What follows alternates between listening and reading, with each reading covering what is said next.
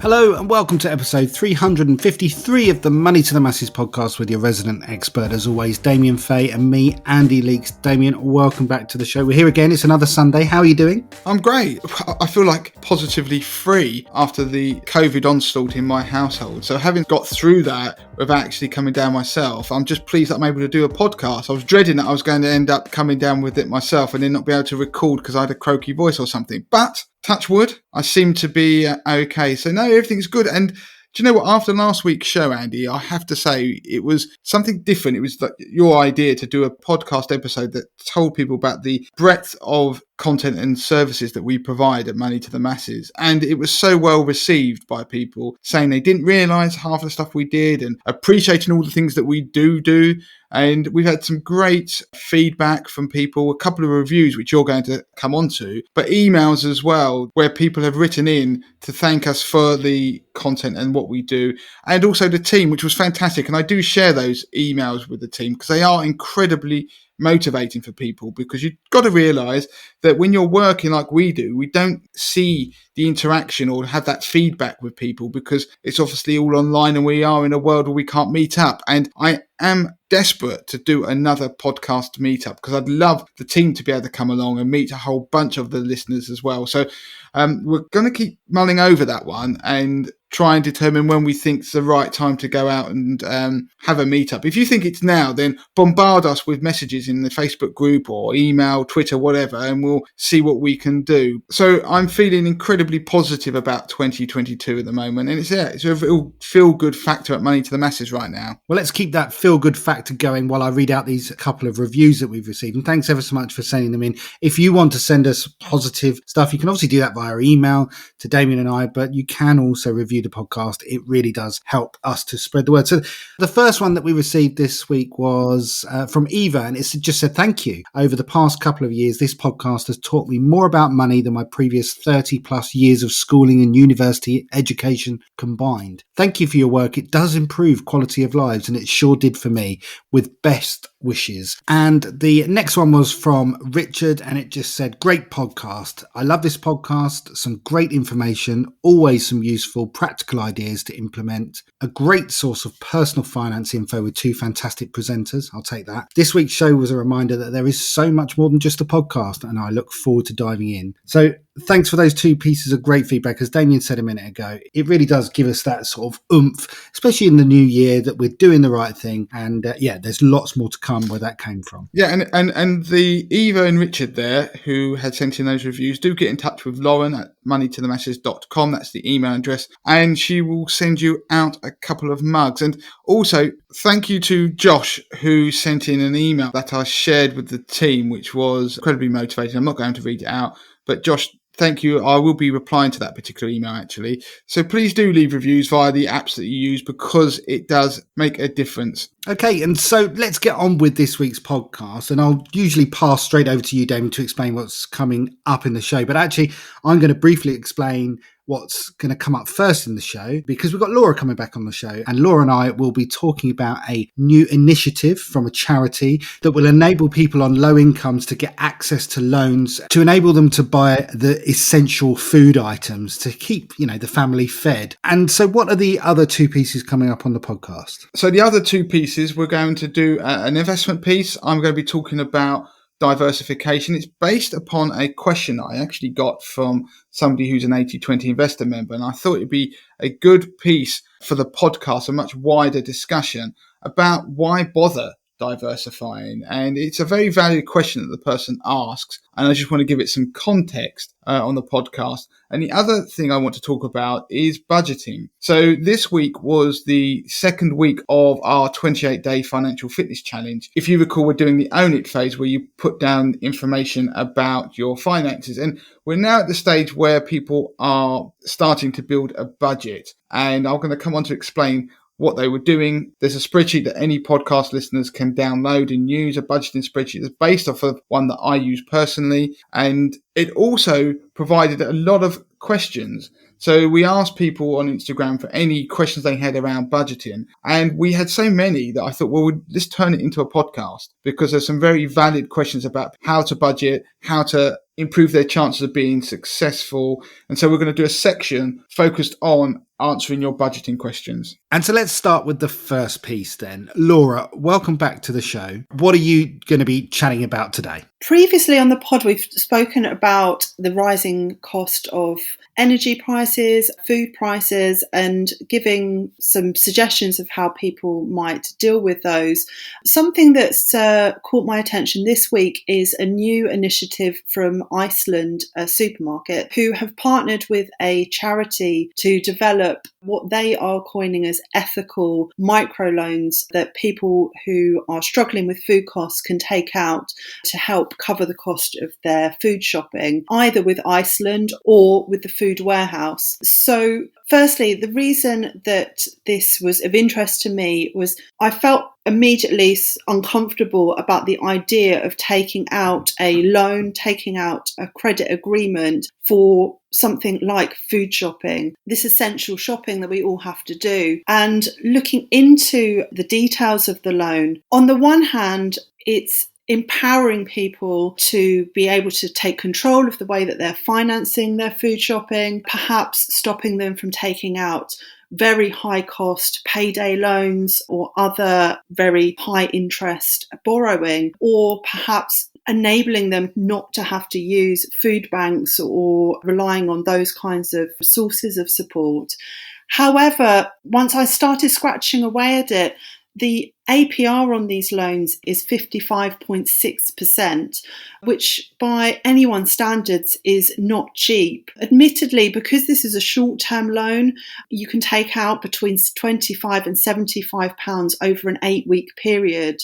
It's only amounting to a few pounds of interest if you took out the £75 maximum limit. However, it is still expensive borrowing. The other thing that people who are considering this need to bear in mind is that in order to get the loan, you will have to go through a credit check. This will appear on your credit file with Experian, Equifax and TransUnion. And if you can't afford to repay the loan, that will also, after a 30-day period, be reported to those credit reference agencies and could have a detrimental effect on your credit rating. So while the charity Fair For You says that it will never sell the debt on to a debt recovery agency, they do have mechanisms in-house to collect any outstanding debt. And this could include the money owed being deducted from the person's benefit income. So there is the potential that if you can't afford to repay the loan, that the interest will keep accruing on that debt, and that it will have a negative impact on your credit rating, and also that at a time when perhaps you're really struggling even more, you're having money then deducted from your benefits. So you can see that while this may be of help to some people, it's certainly not for everybody. And for those who are already really struggling with debt or in a vulnerable position, it could make things considerably worse. In answer to that, when we raised these points with Fair For You, they claim that these loans are giving people back control over their food shopping, that they carry out very detailed and exhaustive credit checks, and not only that, but look through people's bank statements and proof of income to ensure that they are the right sort of people to lend to, that this isn't going to exacerbate any debt problems. And they also say that they work closely with people who can't afford to make the repayments to come up with solutions that work for both parties. So I'd say that the takeaway here is that yes, this can be a useful initiative for some people. It's not going to be for everyone. And I think ultimately people need to be approaching this kind of loans for essentials like food with extreme caution. Okay, great. Well, when I first heard this story, I was kind of quite excited that there was going to be a solution there. But as you've explained, there almost seems to be as many cons as there are pros. So it's a shame they can't find a solution that really works for everyone, that doesn't have those annoying negative side effects to taking out this kind of credit. So Laura, is there any other solution for people who are struggling to buy food without going down this route? I'd say that there isn't a simple catch-all solution for this problem that's becoming endemic really in society, that more and more people are struggling with food costs, especially those on lower incomes. What I would say is that people should be looking at cash grants that are being offered by the government. So it's called the Household Support Fund, and governments are channeling it out through local councils. So it works slightly different from council to council, but a good first port of call if you are really struggling with food costs is to go to your local council and explain the situation and see if you might be eligible for this kind of grant. And the good thing with this kind of support is, as it's a grant, you don't have to repay it, and it can give you the same help, but without the risk of having to take out a loan and having to pay interest on that loan or have it affect your credit rating, as we've spoken about. Also, obviously, it's far from ideal, and really, arguably, we shouldn't be in a situation in a developed country where we're having to rely on food banks. But it is worth noting that food banks are there. If you are really struggling, then I'd suggest that you, again, contact your local council about your nearest food bank, or speak to the Citizens Advice Bureau, who can also direct you to a food bank, who are there to help you if you are in the position of needing that level of help. That's really interesting stuff. Thanks ever so much, Laura, for coming back on the show. Okay, so moving on to the next piece then, we're going to be talking about diversification. Damien, what have we got? So this piece was inspired by a question I got from an 80/20 investor member. I'm going to read it out. And obviously not name them, it's anonymous, to give you a sense of what they were asking. And the question was, I totally get equities, but I don't really understand bonds. I mean, I do, but what's the point of holding bonds and gilts if their returns are so low? Now, my understanding was that it is because they are safer in case something happens. Yet we have had an extraordinary year and bonds have been nosediving. I've read lots of blogs and articles, and yet I seem to be missing the point. I know this may come across as a stupid question, but I thought I'd ask anyway. Why on earth would you go for something that gives you a 2 to 3% return a year when you can go for something that offers you much more, like an S&P 500 tracker, for example? In what specific circumstances do you benefit from holding bonds instead of equities? I mean, you would have thought something so unlikely like a global pandemic would have been it, but yet look what's happened. I'm a little confused. Now, it's a very good question, and it's not a stupid one. I want to point it out to anybody who wants to write in and ask a question on the podcast. There is no such thing as a stupid question. If you're thinking about a question, it normally means there's thousands of other people who want to ask it but are too afraid to do so. Now, the answer to the question lies in diversification. So if you don't know what that is, then it's the idea that you hold lots of different assets because they tend to behave differently. So what you're doing is almost hedging your bets, to use a phrase. So different assets tend to behave differently at different times. And historically, bonds and equities have tended to have a negative correlation. So what that means is that when equities tend to go up, bonds tend to drop in value. So if you have a portfolio, very simply, that is made up of equities from wherever they may be, America, UK, etc., as a group, if they do well, then bonds, as they are seen as a safer asset, then they tend to underperform and they tend to lag equities. And in fact, like I say, if they're negatively correlated, if equities tend to go up, bonds tend to go down. Now, that's a quite simplistic view of things, because what actually happens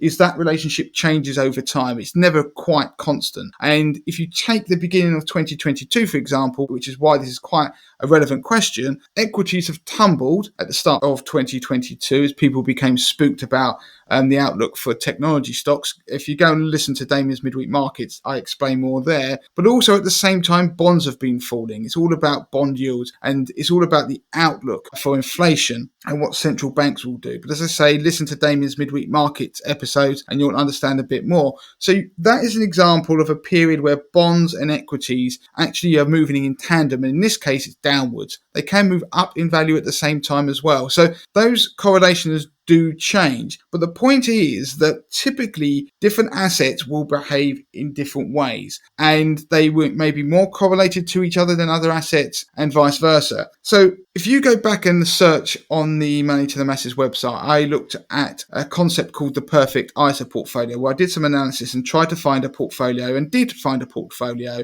that was effectively an all-weather one. And by that I mean that it had always made a positive return in any given tax year since ISAs were created, going back as far as the year 2000, and it had outperformed the FTSE 100, and the asset allocation had remained the same. Now, that had at its core, and more than just its core, was bond funds. So they were these low risk assets. So it smooths out that volatility. So as I said before, if you think of a skyscraper and you think of the top floors being equities and the bottom floors being the safer assets as you go down that building, and you get to cash as the foundations, and on top of that, the lower floors are things like bonds. And then you move up that structure and you get different types of assets, including equities, and then you get the very risky assets, maybe investing in currencies at the top floor. Then when you get an earthquake, the floors that move the most are the ones at the top. The ones at the bottom are things like bonds, which don't tend to sway too much. And that is the sort of structure of a portfolio. So you'd much rather be at the bottom of a building than at the top of it in an earthquake. So bonds do provide a bit more of a defensive play in any portfolio,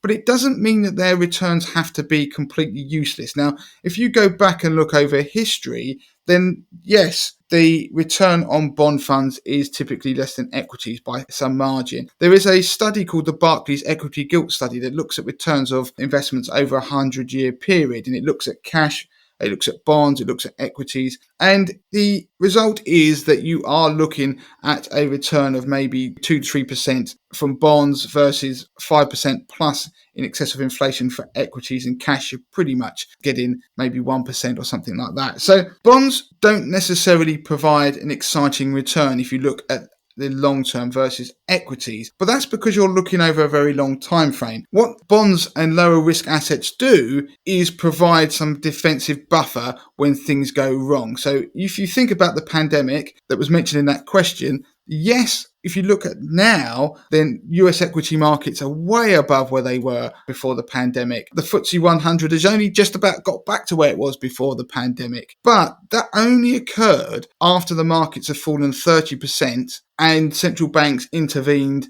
and started pumping lots of liquidity in the system, basically rigging the whole market effectively. And during that uncertain period, the assets you wanted to hold were UK gilts, because they started to outperform, because people rushed to gilts because they are an asset that is effectively a loan to the UK government, and so people expect the interest to be paid and also to get their capital back at the end. So people started to buy gilts and other high quality government debt. So you were actually starting to make a positive return during that period, whereas people who were just holding equities were licking their wounds that things were 30% down. But the key thing is as well, they didn't know they wouldn't go any lower, because you don't know where markets are heading. So with the benefit of hindsight, the best thing you could have done would have been just to hold equities and then be done with it. But the risks along the way were quite pronounced. And if you needed for some reason to access the money, or you were the sort of person who would crystallize losses, you could be sitting on some significant real losses. Now, the other thing to point out is that if you go back, and I think we did a podcast last year about the summer portfolio, and I did a piece of research for 80/20 Investor, and there is a version of investing where the sell in May and go away phenomenon, where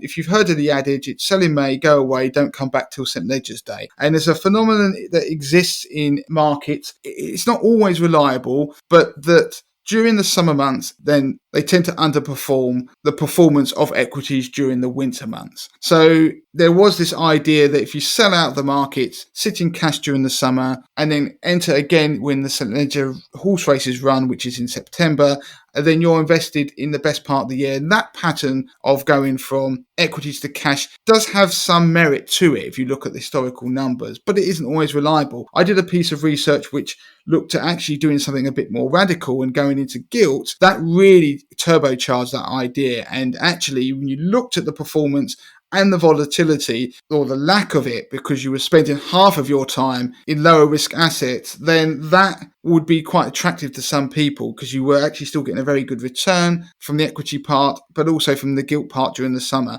Of course, gilts themselves can be quite volatile, but the point I wanted to drive home is there are periods where gilts therefore outperform. So what I've also done is I've sat there and crunched the numbers going back over the last decade, and I've looked at all the unit trust sectors that are out there, the key ones I should say, which is about 30 of them, and I'm going to read them down, so bear with me, and the order I'm reading them is important actually, so bear that in mind. And I've looked at the return of all of the following sectors, and so they are the Indian equities, North American equities, UK smaller equities, property shares, commodities, global equity income, European smaller companies, which are equities again, UK equity income, UK all company shares, so they are things that are just like UK equities, global equities, so these are funds that invest in a range of different stock markets around the world and companies, North American smaller companies, so they invest in small companies in North America, technology stocks, European stocks, excluding the UK. Then there's flexible investment, so they tend to be multi-asset funds. Mixed investment, 40 to 80% shares, so they're multi-asset funds but have 40 to 85% equity exposure. Then infrastructure funds, healthcare funds, they invest in healthcare equities. Direct property in the UK, so that's more invested in bricks and mortar. Again, we've got some mixed asset funds with lower equity components. I won't go through those. Funds that invest in UK gilts, high yield bonds in the UK, then targeted absolute return funds. So they're the funds that do alternative strategies to try and limit the volatility. Japanese smaller companies, which again are equities, then broader Japanese equities, so not just smaller companies. Then we go down to Asian equities, some more bond funds, so strategic bond funds. They tend to be a bit high yield, but they're bond funds that are supposed to be strategic in their nature by being able to go anywhere, sometimes investing in maybe government bonds, sometimes investing in some slightly more risky loans to companies. Cash, so I've included cash. Then you've got global emerging market equity funds, global bonds, and you go all the way down till we get to Latin American equity markets and Chinese equity markets. Now, the order of that was important because that was the list from the best performing asset class in 2021 to the worst at the bottom. So the worst performing was the Chinese equity market at minus 13.5% last year. The best was Indian equities at 29.03%. Now, what I've done is gone back and looked at the last decade each year and produced a heat map. So visualize it in your heads. There's a heat map where the best performing asset in a given year is dark blue, and then it goes down to lighter blue, all the way down to the green, all the way down to the sort of greeny yellow, down to red, who is the worst performing asset in a given year. And I've done that for every year going back 10 years. So you can look for the dark blues for the best performing and the dark reds for the worst performing asset in a given year. Now, if you go to the show notes of this show, or more importantly, go to our website, moneytothemasses.com, and look for podcast episode 353, there will be an image in that post of this heat map. So what I've done is just done the colours. I've not put all the numbers in there to confuse things, but I have written to give some context for any given year what the actual percentage return was for the best performing asset and then the return for the worst performing asset. So you can see the range of assets. And this whole episode will therefore make you understand why you diversify. Now, if you look at that heat map and you look at those numbers, you will see that the range, so from the best to worst asset in a given year, is about 41%. So that means that in a given year, that the performance of the worst asset in a given year, whatever it was, on average, was about minus 9%. So if you pick the worst asset class in any given year, typically it was down about 9%. If you pick the best asset class, it was up 31%. So just over almost 32%. And that's why the range of getting it right or wrong is 41%. So you can see it really is a wide spectrum. So if you got it right every year, you would be obviously absolutely loaded, but you'd also be putting all your eggs into one basket. And that's why you don't want to do that, because the basket you could have picked could just as equally have lost you 10% every year. So you'd be sitting on a huge loss. Now, China was the bottom of the pile in 2021, yet if you go back just 1 year, it actually was one of the better performing asset classes, and it was up about 30% in that year. And so that is why you want to diversify, not just across asset classes, but within them. So these are equities, so you want to diversify within them, because if you put all your money on Chinese equities, you'd be pretty upset this year because you've just lost 13% versus last year, but you would have been up 30% the year before. And so that just demonstrates that there isn't any asset class that is predominantly always top. But if you go back and look at the chart, and you would be looking for the line that's got the most blue in it, the one that's been consistently blue. Now, in the last decade, probably the most likely place that you will have seen strong performance year on year has been tech stocks. And that's because growth has outperformed value for a considerable period of time. But it isn't always the case. It's not always the best performing asset class. It was twice, 2019 and 2020, but before that and in 2021 it wasn't necessarily the best performing asset class. As I said, it was one of the best performing but not the best. But if you go back, there is, for example, a wonderful example. In 2015, commodities fell nearly 24% in a given year, yet in 2016 they were up 58%. Yet the next year they were up 0.86%. The reason I mention those 3 years, because in 2015 commodities were the worst asset to be in 2016 they were the best asset to be in, yet in 2017 they were once again the worst asset to be in, even though they made 0.86%. So you can see that the point of diversification is there's not a consistent winner or loser across time. And in any given year, someone can go from the top to the bottom of the performance piles. But then this is where it gets interesting when you look at things like gilts, for example. Go back to 2018. And 2018, then if you invested in, say, European smaller companies, you would have lost nearly 15%. If you invested in quite a lot of equity markets, you would have been down, because if you recall, we had one of the worst Christmases on record. I think it was the worst in about 70 years. Markets crashed into the year end. So it meant defensive assets outperformed. And in particular, UK gilts finished up the year in positive territory. Only just, it was less than 1%, but they still were in positive territory nonetheless. Whereas a number of equity markets were down in double digits. So that is a scenario where investing in bonds helps, because it was a scenario where there was a lot of fear at that point in time, and people started liquidating en masse the equity components of their portfolios. But interestingly, I then looked at what was the average return over the whole period. So the 10 years, not just individual years, what was the best performing asset on average? And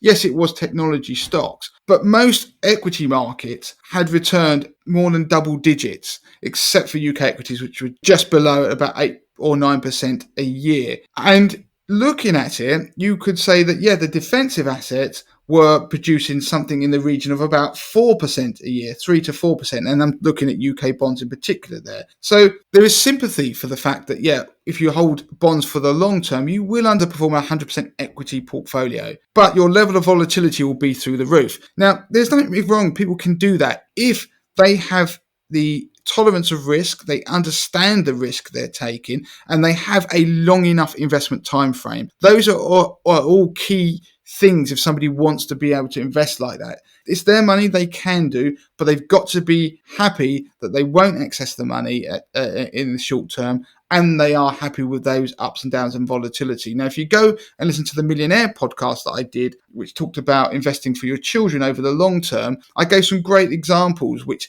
included portfolios that were almost exclusively equity based and looking at S&P 500 trackers. But with some of those products like junior ISAs, legally you can't take the money out, or the children can't take it out for 18 years. So with long investment timeframes, yes, you will tend to outperform over the long term, because equity markets tend to go up. And that's because economic growth drives them forward. It's partly because of inflation too. So it is interesting looking at this. The other thing that was very prominent was the worst performing asset class over the 10-year period, if you held investments for 10 years, was cash. And so that just shows you that that's why people invest, because over the long term, you basically made an average return of 0.1% per annum, which is basically nothing. That is because obviously interest rates are at record lows and after the financial crisis. But that's one of the reasons why you need to start investing, because that's how you grow your wealth. Having money in cash doesn't grow your wealth because inflation erodes it. Now, one other quick thing before I move on to the next part of the show, is that things change over time. So if you looked at the first 5 years of the period I was considering, so 2012 to 2016, so that's a 5-year period. If you looked at the average performance of each asset class during that 5-year period, and you compared it to the average performance of the same assets, so the same comparative performance in the most recent 5-year period, so that is from 2017 to 2021, then these can change. To give you an example, going back in the first 5-year period up to 2016, UK equity income funds were one of the better performing markets. They were up there with other equity markets, returning over 11% per annum. But the most recent 5-year period, the return has only been 5% on average per annum. That's a massive difference, especially when you look at other equity markets where they have either maintained the level of performance they've had before, or the difference is only 1 to 2% different, i.e. less, or in some cases it's even greater than it was before. So what it shows is that basing your view just on a period of time like the last year, or in my case I've just done it for the last 5 years, and drawing conclusions that diversification or an asset class isn't worth holding is inaccurate, because assets do have periods of time where they will outperform, and it depends on the economic cycle you're in as well. So there's lots of other factors. So every dog does have its day at some point. So the key message is that there is a point in holding different assets at different times because it diversifies your portfolio. It's a bit like saying, is there a reason why you have airbags on a car and brakes or cruise control, all these different features that can be safety features or make things a lot more comfortable, rather than just drive 100 miles an hour and just run the risk of hitting the wall, but hopefully you won't and everything will be okay. If you're happy to ride those risks, then knock yourself out. But for most people, the reason that they will want to diversify is because they can't stomach the volatility and the paper losses that they could see if equity markets were to crash. And it's not all about just trying to shoot the lights out. If you go back and listen to past podcasts that I've done, when I talk about how you achieve financial goals, one of the biggest things we did with clients who were really wealthy in the city years ago was they would tell us what they wanted and where they wanted to be in the future. And then we'd work out what that required in terms of money and wealth. And then we would work back and factor in how much money they had today and what they could put into the future. And then you could work out a benchmark rate of return they would probably need per annum in order to achieve that dream. If that can be achieved by having a diversified portfolio, let's say it was 8% a year, that's what they really needed to do. They might have to take a bit of risk, but they had a diversified portfolio. It could be that it was as low as 5%. Then why would you run the risk of trying to shoot the lights out and go for a 100% equity portfolio when you just don't know what could happen in the future and your date of needing to access that money could be brought further forward? So that's why it's important. Don't worry about equity markets might be going up double digits every year and you might not be getting a full slice of that pie. If you've got a diversified portfolio, worry about your own benchmarks, worry about your own goals, and you're more likely to achieve them, because what you're doing by looking back at past history and seeing that, equity markets only go up, you do miss the fact that they do go down epically. And I'm looking at this sheet now, and the biggest falls could be as much as 20% plus in any given year.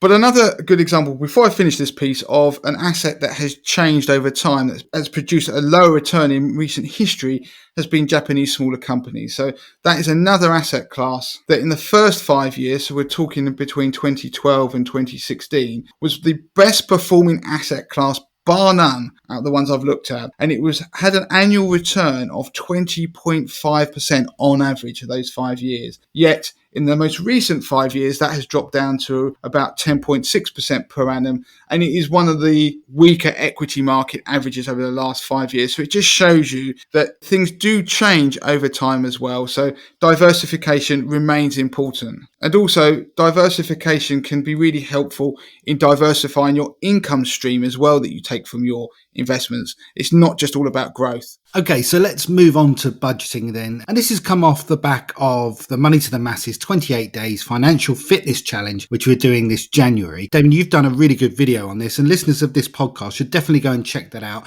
Go onto our YouTube channel. You'll be able to see it's one of the most recent videos that we've released. And off the back of that, you received lots of feedback and questions via Instagram, didn't you, Damien? You thought you'd collate all that information and kind of do a one-stop shop to budgeting and answer all those questions. Yeah, so I'm just going to run through a whole bunch of questions that people have asked. So if you go to the link that's going to be in the show notes and in the notes on the website for this particular podcast episode, or you could even just go and search the 28-day challenge on our website or look at the highlight on our Instagram feed, you can take part in the 28-day financial fitness challenge now. You don't have to have started it before. It doesn't matter if you started it late. You can start it whenever you want to, and it will get your finances in shape in the 28-day period of very small, easy to do tasks every day and lots of resources that help you with that. And as part of it, you'll build your own budgets and you will build your own black book, which contains the information about your finances. So this week, we ended up helping people to start to build a budget, and we created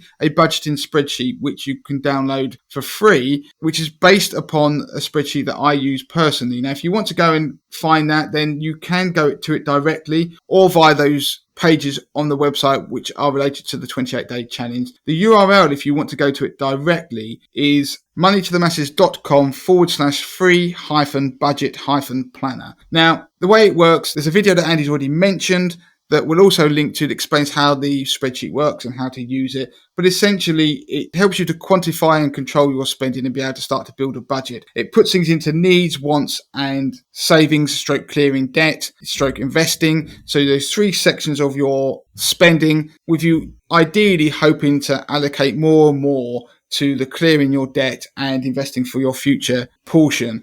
But people have started to build their budgets, and we're going to help them next week when the challenge continues. But it obviously sparked a lot of questions, and I'm going to run through these. If you've got any questions, then please do send them in. We'll do another update to this in the future, or put them in the Facebook community and we can answer them in there. Also, please do share your own experiences, because I base this upon feedback that I've had, things that I know that work successfully in my own experience. But there isn't only one way to budget, and there's lots of different circumstances people have out there which they may find really useful ways of budgeting based upon their own personal circumstances. They could, for example, be a freelancer or something like that. Now, these are the questions that I'm going to rattle through. So the first question I get is, I'm apprehensive about using budgeting apps. Are they safe? Now, the reason that was asked was because I recommend that people use some of the budgeting apps. Now, Money Dashboard and Emma are 2 of the most well-known ones. And I was asked as well, which I might as well do this question at the same time, which are my favourite. They probably are my 2 current favourites. I do use them both.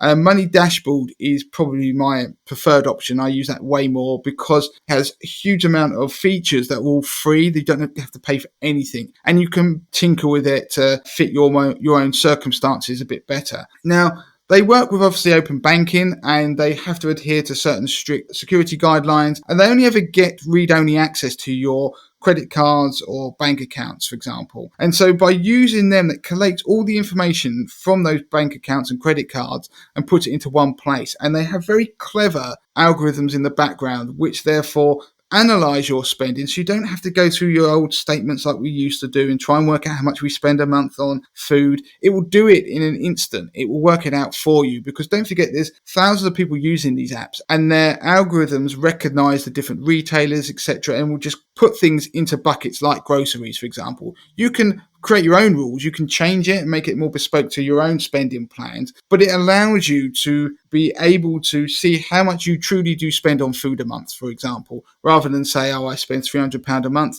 when in fact you're spending closer to 500 if you are actually analysing it, because it will analyse your spending not just from today forward, it will go back like the last 12 months and tell you what you've been spending your money on. So if you can quantify it, you can control it. I was asked whether you should use a budgeting app rather than the spreadsheet like the one that we've created. I use both, and the reason I use both is because the budgeting app is very useful for providing information, analysing your spending across multiple credit cards, across multiple bank accounts, because people obviously do spend from lots of different places in a given month. And by collating that down, it takes out the pain of trying to work out where your money's going. And so you can take that data, so how much you're spending, and put that into your spreadsheet, which can then analyze where your money's going in terms of percentage wise, and then look at how you can cut back. And then you can set a budget, which you can then input into the budgeting apps to say, right, I want to keep within this budget and something that is realistic. And then the apps will send you alerts if you're starting to break that budget, but you're also always using them in tandem. So I spend my life looking at my budgeting spreadsheet. I call it budgeting spreadsheet, but it could be called a spending plan. It's a more positive way of looking at it. So I know how we're going to spend our money, how it's going to be allocated. I look at that. That's on track. Okay, if I stick to my budgets, we should be okay. We should be able to meet our needs. Our discretionary spends should be hopefully under control. We are able to clear debts and put money aside. And the budgeting apps, therefore, are just a way of monitoring what's going on live as we go along without having to do any analysis. Every time I spend something in the shops, it drops into those budgeting apps and it then knocks it off of my budget. And I can look straight away and think, aha, I've got X amount left in my transport budget, for example. The more budgets you have, the better. So you could have one for maybe the amount of petrol you spend in a month, your food bills, all sorts of things, clothing maybe. Now, another question somebody asks is what percentage of your income should be put into savings? Again, that is something that's personal to you. There is one school of thought, we did it on the podcast previously, if you look at it, the 50-30-20 principle, where 50% of any of your net pay should go into your needs, 30% into your wants, and 20% into your savings or investments or clearing debt. That's a bit idealistic. I don't adhere to that because I think the world's moved on. Look at our energy bills. They're way more than they used to be of our spending. So I think the main thing is just to know what you're spending in each. Try and cut back on your needs. Try and eliminate as much of your discretionary spend that you really don't need to do as you can, and start trying to move more money into clearing debt and saving for your future and investing for your future. So that ends up making you more likely to become financially independent at some point in the future. The next question is, are there any tips for being able to be more successful? I mean, one tip I would say is create a buffer. So make sure when you create a budget, it's tempting to really go to the pence and have exactly how much you know what your average spend is a month and go, right, that's what I'm going to stick to. I think you should always give yourself a buffer. We did a podcast on it before talking about financial buffers. Search the website, you'll find it. But very simply, give yourself a bit of room, maybe round up to the nearest £10. So if you've got a budget that's £72, why not round it up to £75 or £80? And each budget will have a little buffer just in case you go over, because there are always unforeseen circumstances. And that way you won't become deflated because you're more likely to meet your budget. And if you have anything left over at the end of the month, you can sweep that across, pay off debt or put into savings or investments. Someone asked, what is the best way for me to clear debt while still budgeting for my essential bills? I mean, your debt, your minimum payments on your credit card will be one of your essential bills because you obviously have to pay your debts, the minimum amount you have on any loans or credit card, otherwise you'll default and then you'll end up impacting your credit rating. So they will be in your need section, your essential section as well. But you want to try and pay over those minimums each month. And the best way to do that is to cut back on unnecessary spending or increase your income. We did a piece on Instagram about trying to get a pay rise, and there have been podcasts we've done in the past. Again, go and search for them. There are tips on how to get a pay rise. So any savings that you make on bills or spending, rather than thinking, right, I'm going to then spend that on more stuff, put that on your budget to overpay your debts or save and invest. So increase that budget for that particular section. Is it worth paying the extra for the additional features on a budgeting app? Personal opinion, I don't think it is. I've not come across one that has features that are worth paying for. Again, I said Money Dashboard gives a lot of them for free. So I don't know why you would want to pay. But if you want to and it helps, then that's your call. But personally, I wouldn't. How do I change or manage my budget in the run-up to Christmas or other expensive periods? Now, what you need to probably do is budget for those things for the whole year. Now, I know that I have certain bills in a given year. A lot of them are related to my children, to do with certain classes or whatever, that might come out every now and then. And I budget assuming that it's an annual bill, so I multiply up how much I have to pay at each given point in the year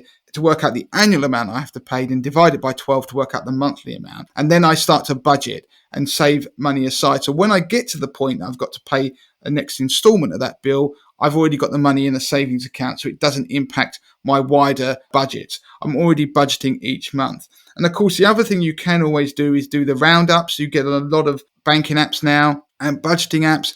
One like Moneybox, for example, they allow you to do roundups. So when you spend on your credit card or maybe your debit card that you've linked up, it will then round that money up to the nearest pound. And so the difference, like you used to do, where you used to put the difference, your loose change, into a piggy bank, it does the equivalent. You spend £4.60, it will round up to £5, put 40p into a savings account. That's what it does. That's a good way of saving money over a period of time for a year, for example, and have the money as a budget for Christmas. I've done it and I do it. And you can even double the pace of those roundups if you want. So rather than say 40p in my example, you save 80p.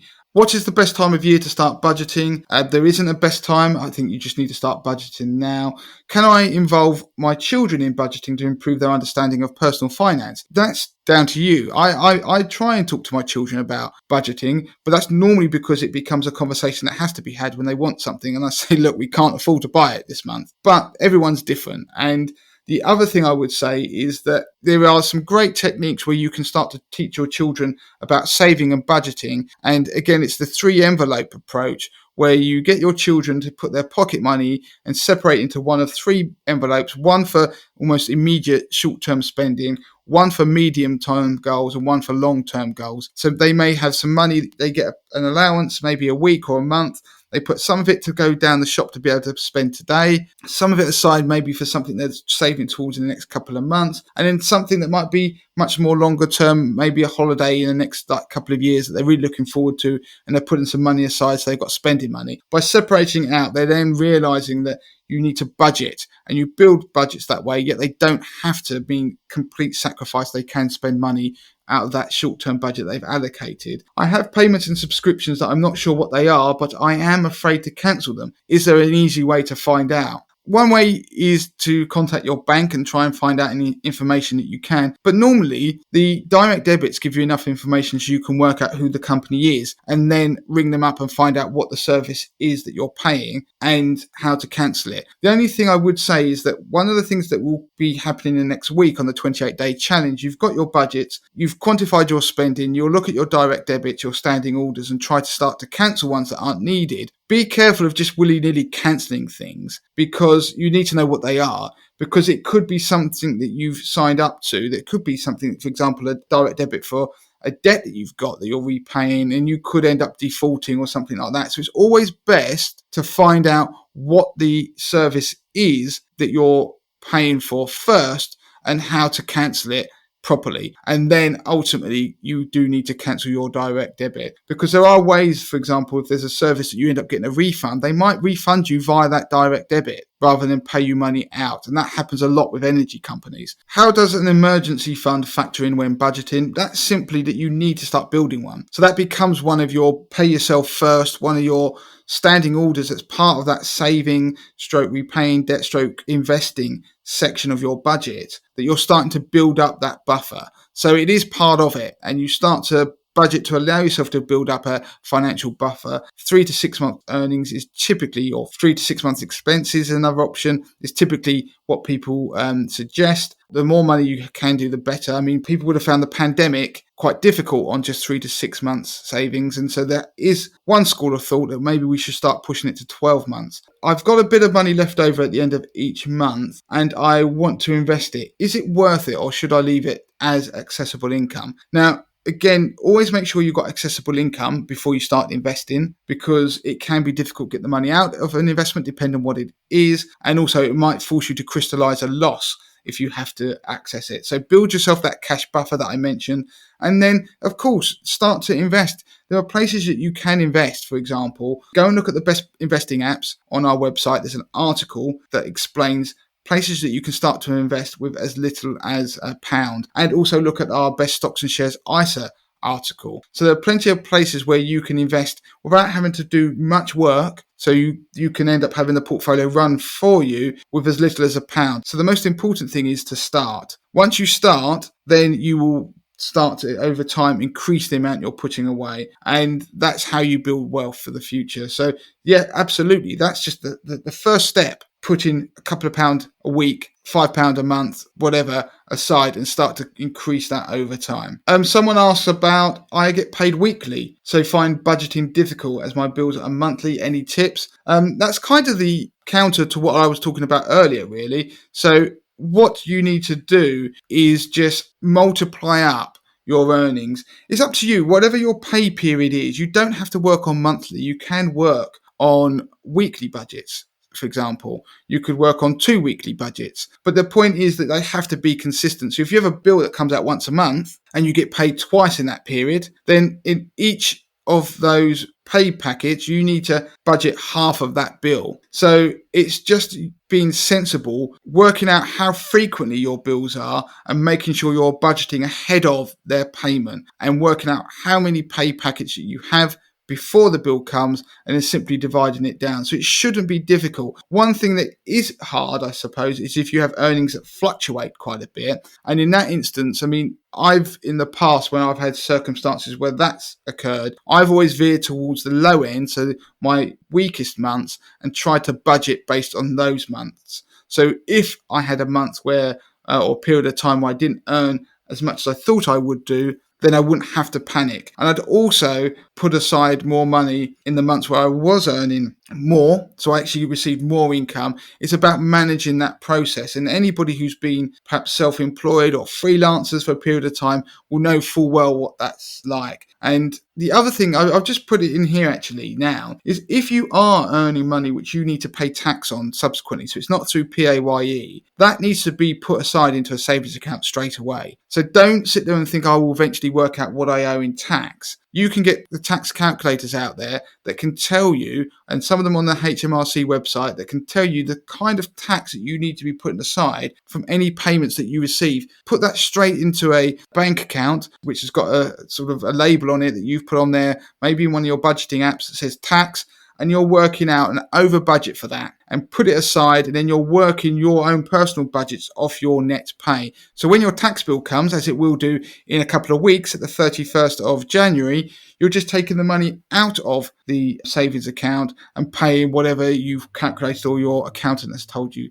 to pay. So again, it's a form of budgeting. So you've got to make sure you do it even for your tax, or perhaps even most importantly for your tax, because a tax man always wants to be paid. Yeah, and as you say on that last one, Damien, because I'm someone who's done accounts and worked in accountancy in the past, if you budget for the worst case scenario, anything that's left over is a bit of a Brucey bonus, and you can then use that money to either spread back over your budgets or put to discretionary spend. It's kind of like an extra little savings fund on top of the savings fund for your tax, if you know what I mean. And it is difficult managing all these different timings, but that's why you need to be in control of it. And when you feel in control of something, I tell you what, the feeling is positive, and it's something you have to keep reviewing, because like anything, it's like you're tending a garden. If you don't tend it regularly, it starts to go a bit wild. And so we all do that. We all start to realise we're overspending on our budgets and things like that, which is why having that combination of budgets, budgeting app, budgeting spreadsheets can make it just a 2-second job that you're just tending the garden, pulling up the weeds, and starts making it feeling less of a burden. Okay, so that's it. We're done for this week. If you want to get in touch with Damien, you can do so in the usual way. It's Damien at moneytothemasses.com. Twitter, it's at moneytothemasses with the number 2. Don't forget to head over to Instagram and check out that 28-day financial fitness challenge if you haven't already, because all of this content that we're doing this month is kind of being based on that, and there's loads of stuff over there. Even if you think you've got one thing nailed, there'll be something in there that I'm sure you'll make use of. So, Damien, that's it. We're done for this week. Until next time. Until next time.